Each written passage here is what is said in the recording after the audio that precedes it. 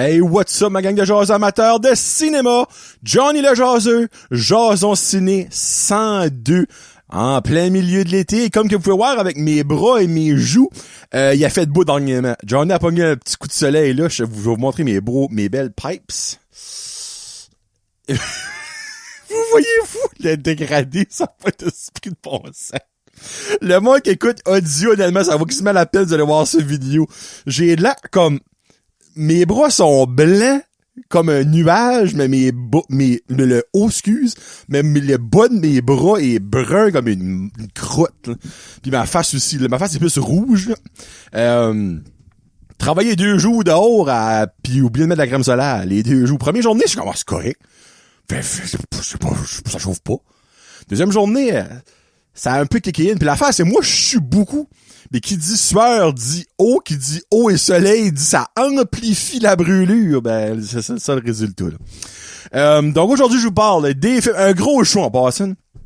Je parle des films Superman, Menteuse, The Fantastic Four First Steps. En plus, je vais vous parler de la bande-annonce du 3e film d'Avatar. Avatar Fire and Ash. Je les inverse. Fire and Ash. Dans le fond, feu et...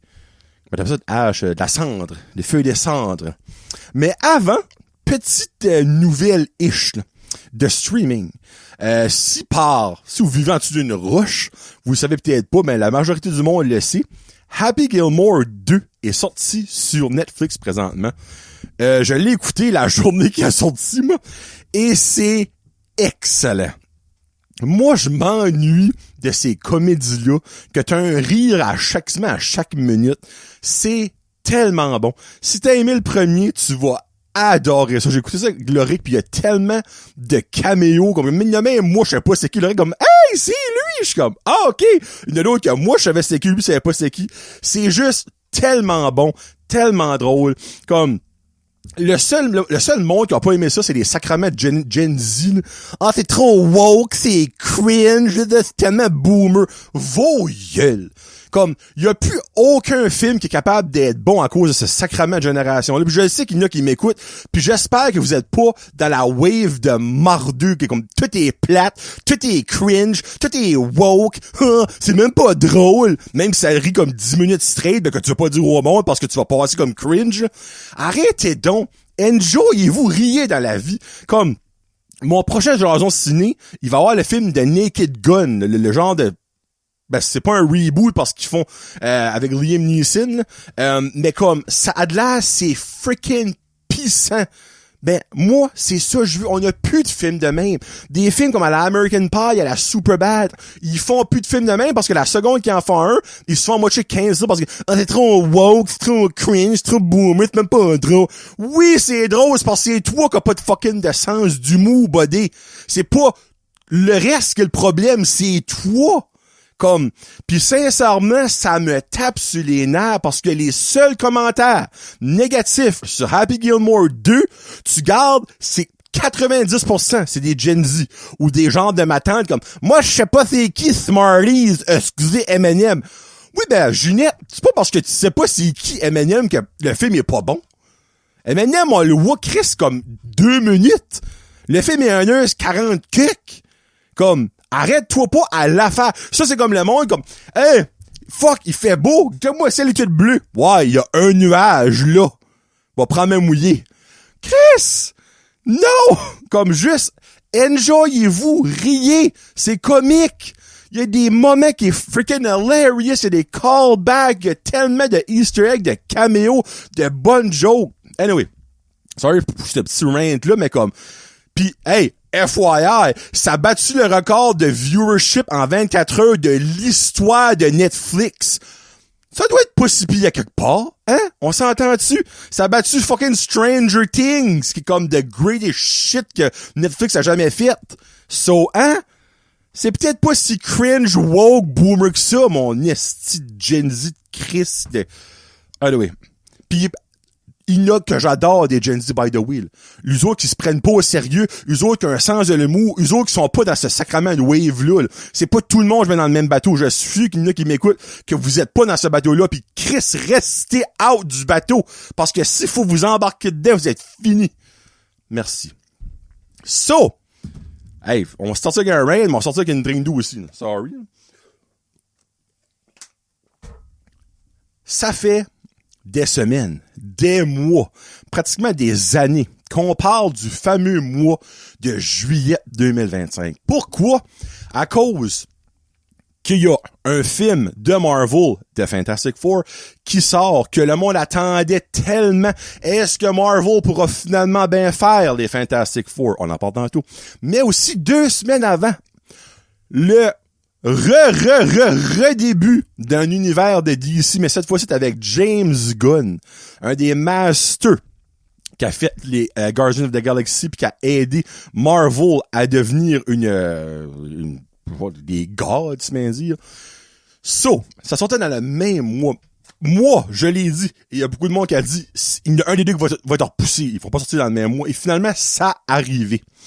Le premier que j'ai vu, et vous savez, mon non-amour de DC avec le nombre de flops monumentales qu'ils ont eu dans les années, puis moi, mon espoir pour le reboot de James Gunn, j'étais comme, on verra bien. Et on commence ça avec Superman. Techniquement, je l'ai déjà dit, l'univers a commencé avec une émission d'animation qui s'appelle Creature Commando que personne pratiquement peut écouter parce que c'est disponible nulle part autre que sur le Dark Web, sauf si tu restes aux États-Unis. Je l'ai pas vu.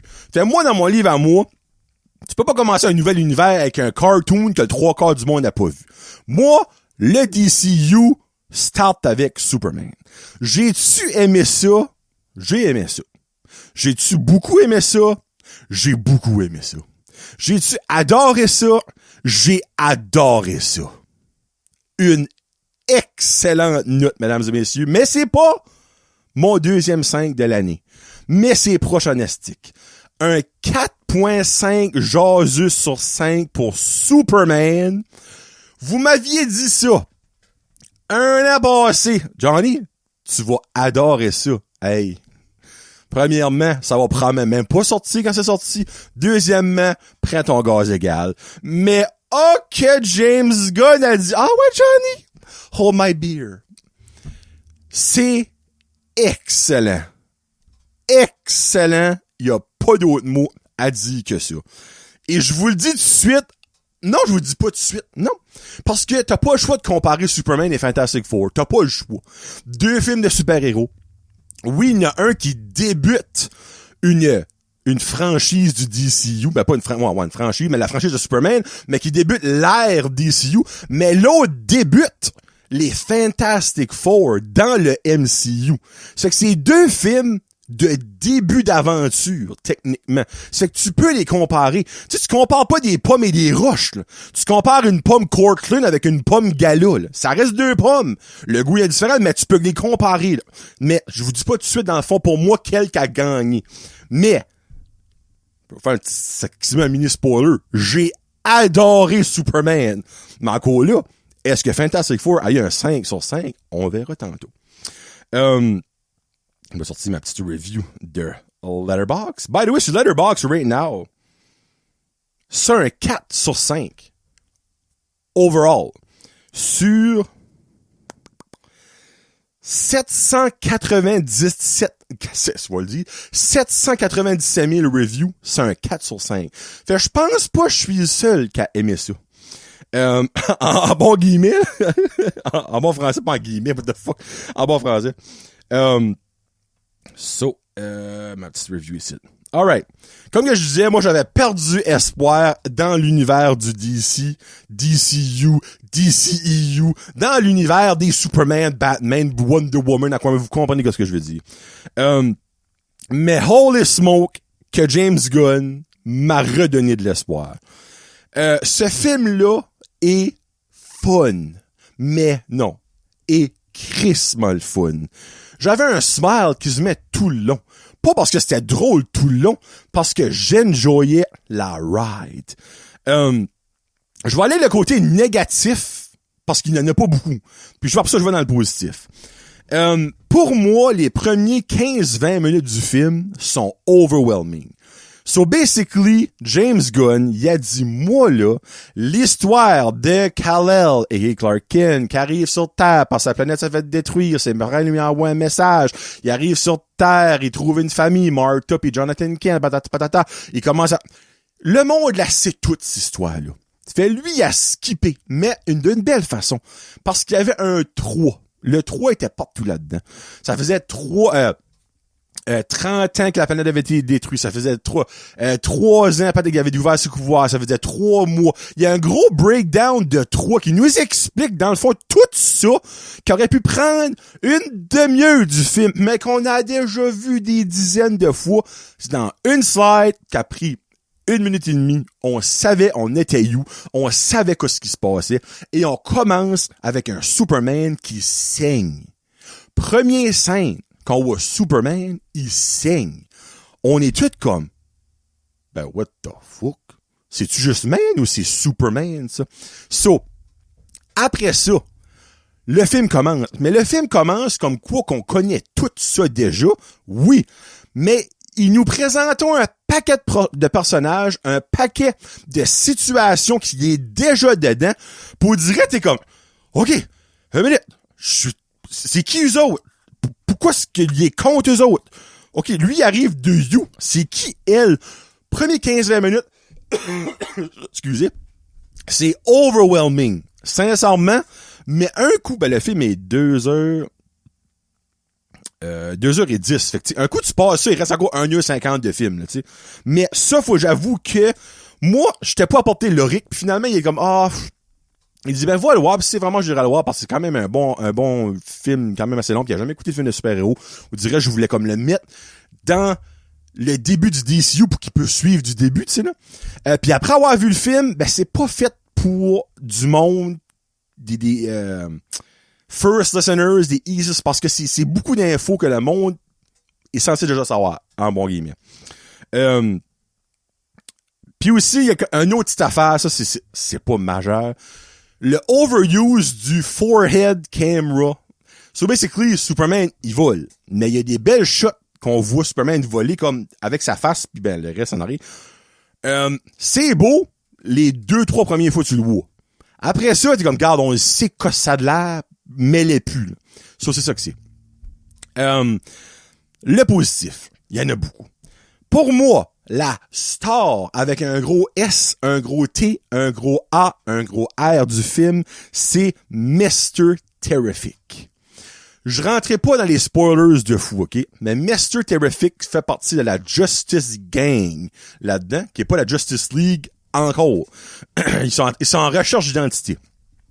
Il est mental. Et, bonne nouvelle, l'acteur qui fait Mr. Terrific, là je m'excuse, je vais aller trouver son nom parce qu'il mérite de se faire nommer, Eddie Gaddaghy, ça se dit bien, ça vous dirait une petite toune, Eddie Gaddaghy, a dit qu'il a signé son contrat avec DCU pour plusieurs projets. Ça, je suis content parce que pour moi, il est in-freaking-sane. Mais, Superman, Corin Sweat, Lois Lane, Brosnahan, Nicholas Hoult qui joue Lex Luthor, De Fiera qui joue The Engineer, ils sont tous vraiment excellents. La chemistry à marche, ils sont friggin' cool dans leur rôle. Crypto, le chien, il vole le show, mais juste assez. J'avais peur que Crypto était trop là, mais il est là, oui, quand même, pas mal, mais aux bonnes places. Il est là pour une raison. Il est pas là juste pour faire le petit chien de service de « Oh, il est tout cute! » C'est ça que j'avais peur un petit peu de ça, mais finalement, c'est pas le cas pantoute. La whole Justice Gang est mentale de Mr. Terrific qui est là-dedans, mais il y a aussi Green Lantern, qui est joué par Nathan Fillion, qui est là-dedans. Il y a Hawk Girl, qui est vraiment bonne, elle aussi. Puis après ça, y ajoutons à un moment donné Metamorpho, qui c'est vraiment sharp. Donc la Justice Gang, qui va clairement devenir la Justice League, à moins que, c'est ça que gardons comme nom, est vraiment bonne. L'action et l'histoire est balancée parfaitement. La musique du film est retardée. Il y a 3 à 4 tunes, j'ai ajouté sur mes playlists que j'avais aucune idée sur quoi j'ai jamais entendu de ma vie. Il y a une des tunes en particulier que j'ai même mis à la fin d'un de mes exclusifs sur Patreon qui joue lors de dans la meilleure scène d'action pour moi du film avec Mr. Terrific puis Lois Lane, c'est mental. Il y a des twists dans le film. Il y a même une twist sur quelque chose qui avait jamais été touché par avant dans l'histoire de Superman, puis la twiston est freak que j'ai aimé ça. Il y a une scène, moi dans le film, j'aimais le film jusqu'à une certaine scène, la scène d'entrevue entre Lois Lane et Clark Kent, a.k.a. Superman, dans l'appartement à Lois Lane. Quand cette scène-là arrive, je suis comme, OK, j'aime pas ce film-là, j'adore ce film-là. Cette scène-là a levé up le film, pour moi, c'est un maudit temps. Sincèrement, c'est wow. Mental, c'est colorful, c'est drôle, l'action est parfaite, les twists à l'histoire de Superman sont parfaits, les personnages sont excellents, l'univers est déjà ouvert, il y a déjà des personnages comme Mr. Terrific, j'ai hâte de voir, Lantern va avoir un TV show, j'ai déjà hâte de le voir, il y a un caméo d'une personne qui s'en vient dans l'univers qu'on voit dans le film, il y a plein de caméos dans le film, c'est tellement bon, 4.5 sur 5, et honnêtement, ça mérite borderline un 5. Mais, tu sais, comme, l'affaire du 15-20 minutes du début, faut que j'enlève des points à ça, parce que je dirais que ça aurait pu être un petit peu mieux fait, moins overwhelming, puis enlève-moi 2-3 scènes de la forehead flying camera, et j'aurais bien été content, mais autre que ça, un succès. Point final. Je peux pas attendre de voir Supergirl l'année prochaine. Fait que avant Supergirl l'année prochaine, il y a, je pense, je me trompe pas, Lantern Soul. Lantern, je pense, c'est une émission de télévision. Puis il y a Clayface aussi qui mais sans moi. Je suis pas sûr de l'ordre, mais c'est les 3 choses qui est confirmé. Puis évidemment, il y a Peacemaker saison 2 qui est dans cet univers-là. By the way, le James Gunn l'a confirmé. Puis aussi, du coup, sans rien dire, il y a quelque chose dans Superman qui nous confirme que c'est le même univers. Vous comprendrez quand vous aurez écouté le film. Mais sincèrement, je ravale mes mots. Je suis full excité pour DCU de nouveau. Grâce à Superman, grâce à cet univers-là, grâce à ce que James Gunn a pu faire, I'm in à côté à part ça. Là. Jamais de ma vie que l'année passée, j'aurais même pu penser dire ça. Mais je suis rendu là. All hail Superman. C'est ça que c'est. Là, on parle de Superman, de quelque chose de super bon à quelque chose d'un peu moins bon, je vous mentirai pas. Le film Menteuse, film québécois, Menteuse. Il y a la suite de Menteur avec Louis-José Hood et Antoine Bertrand, un film qui était vraiment bon. Donc la barre était quand même haute. Je vous mentirais pas, là, tu sais, comme mon... Quand tu passes d'un film, un classique québécois de Menteur à une suite, la barre est haute. Mais tu sais, c'est... J'ai pas détesté le film, mais j'ai pas mal moins aimé ça que je pensais que j'allais aimer ça. Donc je lui donne un 3 jaseux sur 5. Je devais être entre un 3 et un 3.5, mais je me suis arrêté à un 3 parce que je gardais mes autres films avec 3 et 3.5, puis j'étais beaucoup plus proche du feeling des films que j'ai mis à 3 qu'à 3.5, donc j'ai décidé d'aller avec un 3. Un 6 sur 10, techniquement, c'est la note de passage. Quelque chose du début que j'ai trouvé plate, c'est que 99.9% des personnages du premier sont là-dedans. Sauf une personne. Louis-José Hood. Il y a même pas un petit caméo, une petite scène. Il y a une scène qu'on parle de lui, on voit quelqu'un méditer de dos, mais moi je connais Louis-José Hood. C'est pas lui qui est même de dos. Comme, j'ai trouvé ça plate. Comme tous les, je vous dis, tous les autres personnages qui étaient dans le premier sont là-dedans. Sauf Louis-José Hood, qui est le personnage principal du premier, pis il est pas mort dans le premier, là, tu sais.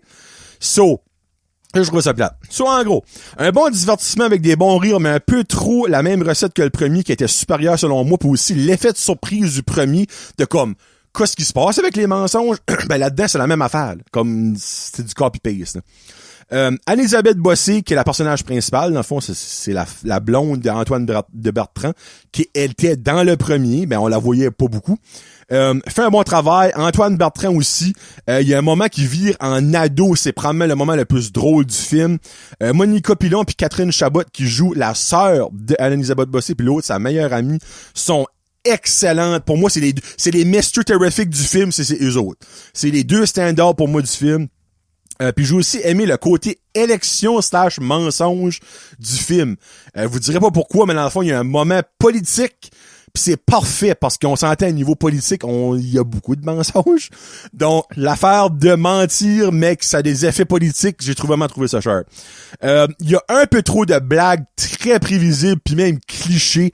C'était juste comme, bah là, ils vont prendre mal dit ça, et c'est exactement ça qu'ils ont dit. L'effet multivers qu'on voit là-dedans, il y a un moment, je suis comme, waouh! C'était-tu nécessaire de mettre ça dans le film? Pour moi, non. Puis si c'était pour le faire, mais fais-le bien.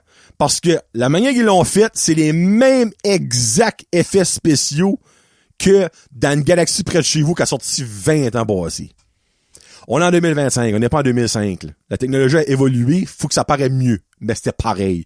Un moment donné, je m'attendais de voir Capitaine Charles Patnaud dire « Non, Brad! » J'étais comme « Tabarnak, je suis en train d'écouter un épisode de Galaxy, comme ça n'a pas de sens. » Puis c'est ça. En gros, c'est un bon film, mais c'est rien de révolutionnaire, c'est rien de nouveau. Moi, j'étais le voir au cinéma avec ma femme. Ma femme a aimé ça, là, tu sais, elle est beaucoup moins difficile que moi. Elle m'a dit le premier était vraiment meilleur, puis il y a aucun doute de barre. Le premier, moi, j'aurais donné un bon 4. Peut-être même 4.5, dépendamment comment je filais. Ça a quand même bien fait au box-office québécois. Ça a passé le million après 2 semaines. Pis c'est pas surprenant. La brochette d'acteurs là-dedans est mentale. Là. On parle d'Antoine Bertrand, que tout le monde connaît. Anne-Elisabeth Bossé, mais il y a Rémi Girard, Pierrette Robitaille, il y a Didier Lucien, il y a Luc Sonny. Là, je peux en aller une string. So, tu sais, c'est la suite d'un gros film. Mais c'était alright. OK? On met ça de même, c'était alright. Pas déçu de l'avoir vu. Mais je suis déçu de pas avoir plus aimé ça parce que je m'attendais à plus. Et voilà. Bon, on finit ça avec The Fantastic Four, First Steps. Qui dit Marvel dit j'ai hâte de voir ça. Qui dit Marvel dit la barre est haute. Qui dit Marvel dit y a rien qui start... comment je peux dire ça? La note start à 4. Si c'est ce que c'est, ça reste le même. Si c'est très décevant, ça descend. Puis la majorité du temps, ça monte parce que j'aime vraiment ça. Mais Fantastic Four, faut que je l'avoue, je lui donne un 4 aujourd'hui sur 5. Très bonne note. Mais c'est une note Marvel. J'ai vraiment aimé ça. Mais regarde, c'est Brandon Davis qui l'a dit, donc je vais voler sa ligne parce que c'est exactement comme ça que j'ai filé. Brandon Davis sur Phase Hero, il a dit quand j'ai sorti de Fantastic Four, j'avais le même feeling que quand tu vas dans un restaurant, tout est excellent, mais tu sautes pis t'es encore faim. Ben, c'est exactement comme j'ai filé avec Fantastic Four. J'ai aimé mon entrée, j'ai aimé mon repas principal, j'ai aimé mon dessert, mais j'ai sorti puis j'ai été me ramasser un snack wrap au McDo. C'est le même j'ai filé. Le film, il manque de quoi pour compléter le film. C'est un peu de tout. C'est pas une affaire en particulier, c'est un peu de tout. Mais le film est bon. That's the whole point. Le film mérite son 4, mérite pas plus que ça dans mon livre à moi. Et, si moi j'aime bien me fier à ça, si je vais sur Letterboxd, right now, sur 405 000 reviews, le film a 3.5. Je suis là-dedans. Parce que pour moi, c'est un 4 qui est 4. C'est pas un 4 qui aurait pu être un 4.2, 4. Non, c'est un 4. Et si je garde tout le monde que je follow sur Letterboxd, on a donné un 4, sauf Danick Bigra, qui a donné 4.5. Mais Danick Bigra a aussi beaucoup moins aimé Superman comparé à tout le reste du monde que juste mon Letterboxd. Danick, il est carté. On va en parler sur le prochain show du Nerdverse Podcast et on va avoir un débat. Parce qu'il y a une raison pourquoi est-ce que Danick a pas aimé le film Superman. Qui a moins aimé le film Superman, mais sa raison, ça peut pas être valable. Parce que c'est une raison externe. Le film a rien fait pour que cette raison-là arrive, là. C'est pour ça que je dis, Danick, il veut revoir le film avant de mettre sa note sur Letterboxd, et je comprends. Parce que, pour moi, c'est pas justifiable que ce qu'il me dit. Et on va deep, là. C'est-à-dire que c'est comme ça, j'ai hâte d'en de toi sur le Nervous Podcast. So, voici ma review sur Letterboxd. Et j'ai été bien honnête là-dessus. J'ai dit, pour commencer, c'est de loin la meilleure version de Fantastic Four qu'on a jamais eue. Et techniquement, c'est la 4e. Il y a les OG dans les vieilles années. Il y a la version avec Jessica Alba, Michael Chicklick, whatever, Chris Evans, qui était Johnny Storm, pas Johnny Storm, ouais, Johnny, tabarnache, minute, là.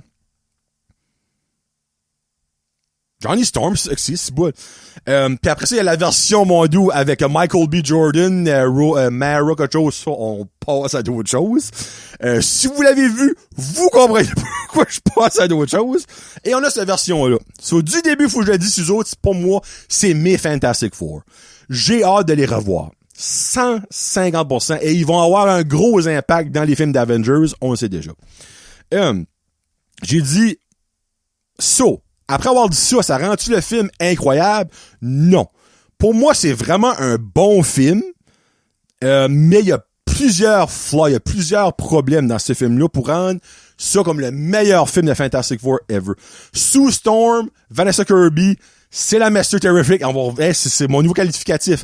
C'est la Master Terrific de ce film-là. C'est la stand-out du film. C'est la leader des Fantastic Four. C'est la maman du groupe. C'est la maman dans le film. Si vous voyez le film, vous allez tout comprendre. Elle est excellente. La dynamique de la famille, les 4 ensemble sont tellement parfaits. Vous direz, ils sont faits pour être ensemble à l'écran. C'était excellent, ce moment-là.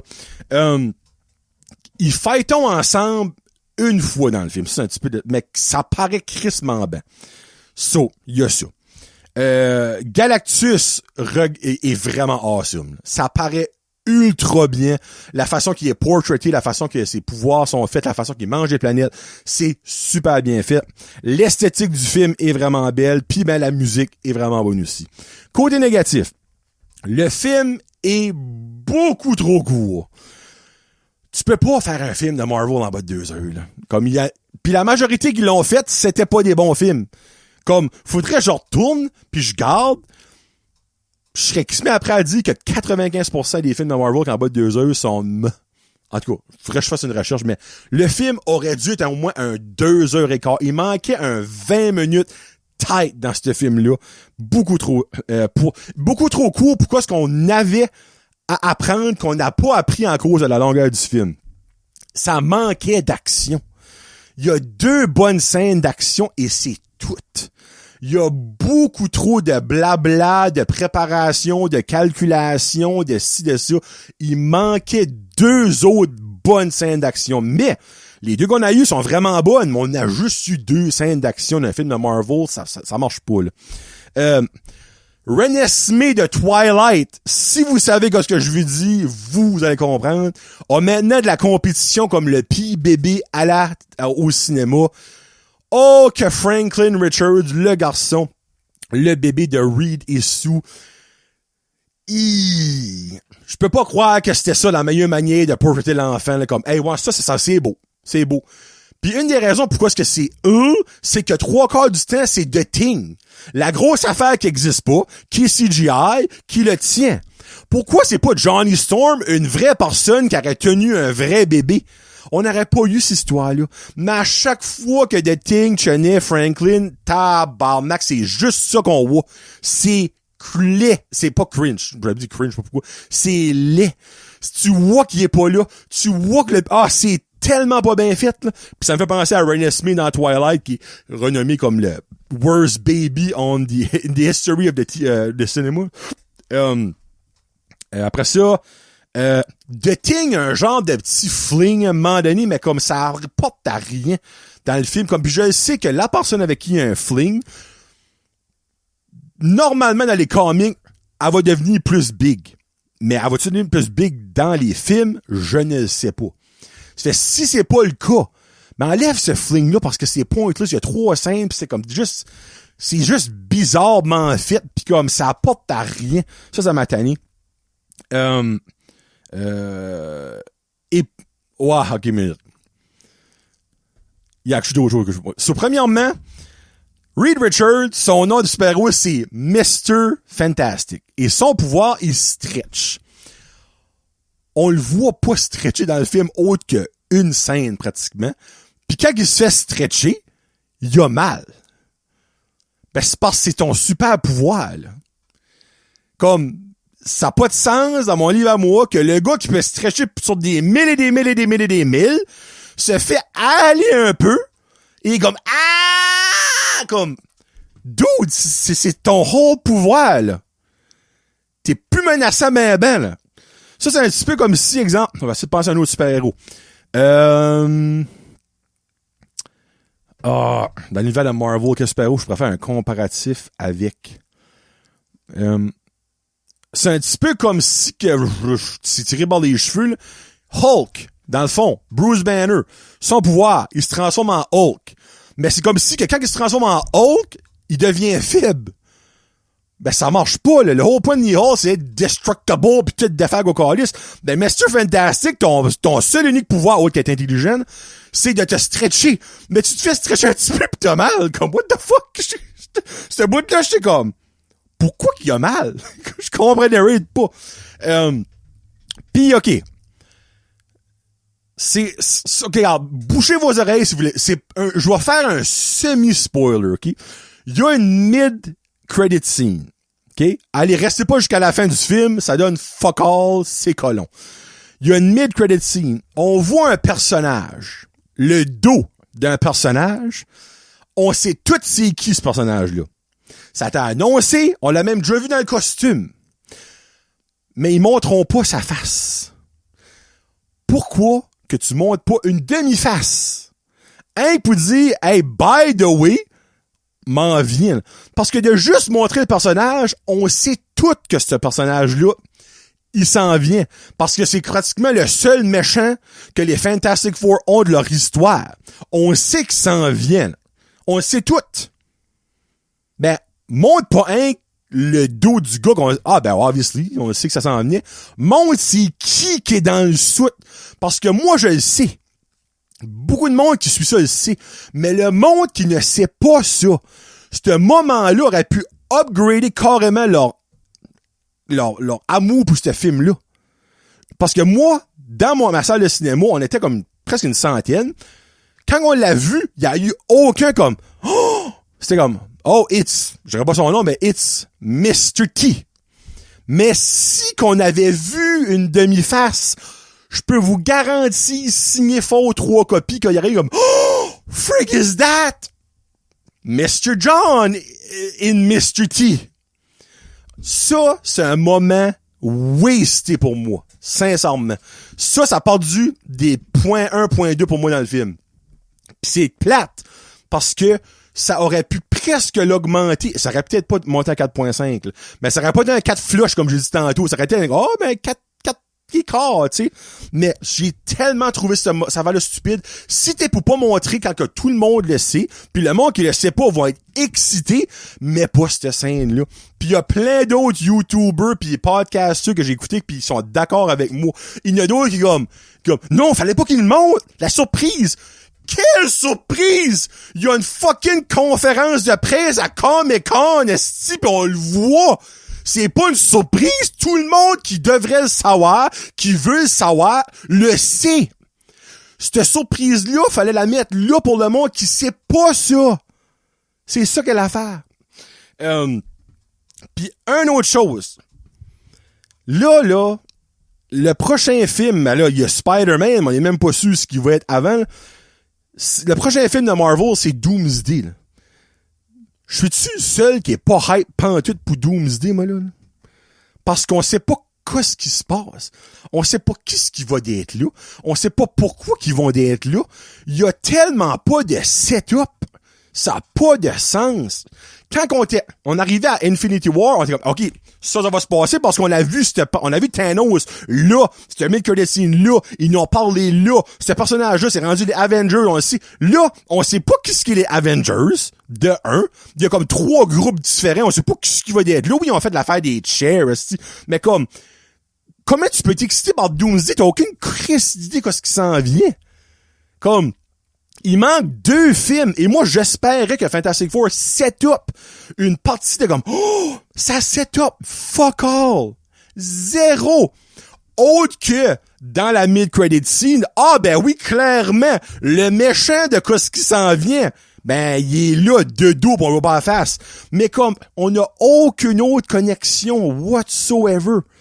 So, comme, ça, je peux pas enlever ça à Fantastic Four, mais je peux enlever ça au MCU en général, comme, vous avez tellement manqué d'opportunités de mettre des connexions, que ce soit avec Captain America, avec Thunderbolts, avec ça, que là, il y a plus de temps, là.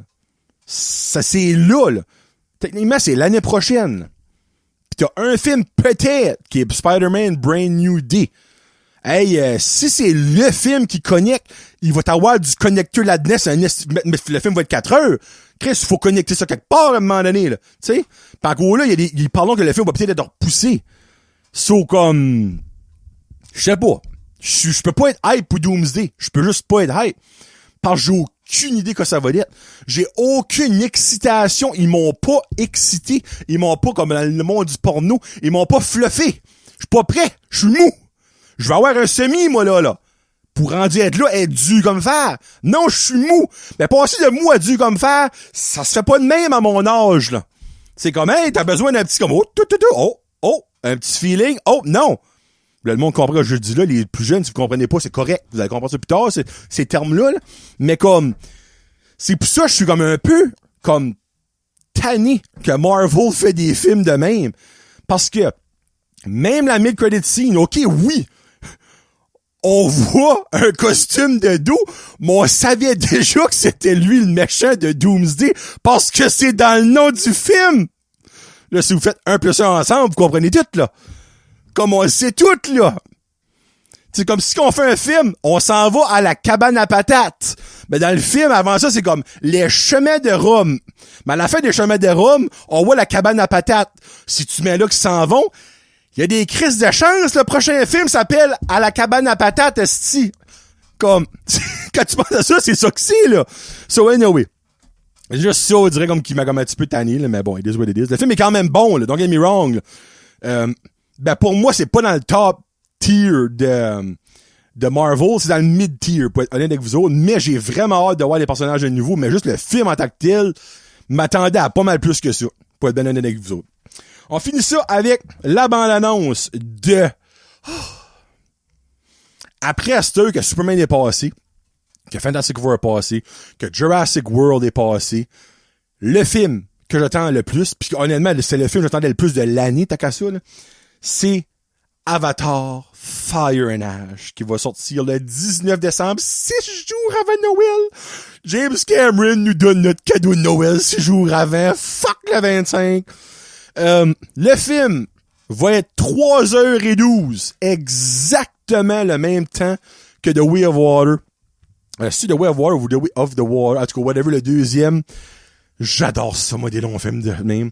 Et là, pour la première fois en 3 films, on va avoir un méchant, c'est une méchante, mais un méchant qui est pas un humain. Ben, techniquement, il va y avoir les humains à un moment donné, vous allez voir dans le trailer, là, mais comme, c'est Varang, c'est la chef de la Fire Tribes. Ça, là, l'esthétique de ce film-là a de la fucking insane. Il y a des scènes qu'on voit, j'ai des frissons dans la freaking craque de fist, là.